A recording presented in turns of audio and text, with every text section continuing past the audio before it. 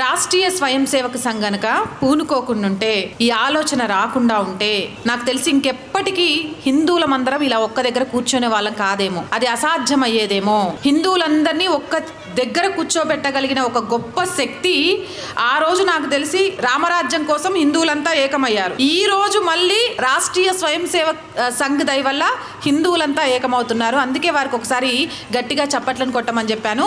100 ఏళ్ళు ప్రస్థానం పూర్తి చేసుకుంటే ఆ సంస్థ ఏం సాధించింది, ఆ సంస్థ గొప్పతనాలేంటి, ఆ సంస్థ నిస్వార్థంగా ఏం చేసింది, ఇలా యాడ్స్ తోటి ఎవరికి వారు గొప్పలు చెప్పుకునే ఈ రోజుల్లో మేము చేసింది ఏమీ లేదు, ఇంకా చేయాల్సింది చాలా ఉంది. మీ మొక్కలమే కాదు, ఈ దేశంలో ఉన్న పౌరులంతా కూడా ఈ దేశం కోసం చేయాలి.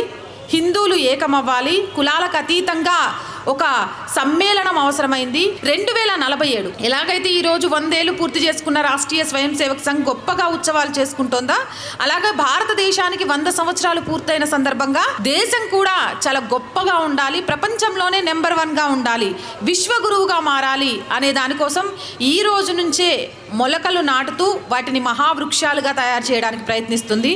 నిజంగా మనందరం కూడా శిరస్సు వంచి పాదాభివందనం చేయాలి ఆ సంస్థకి.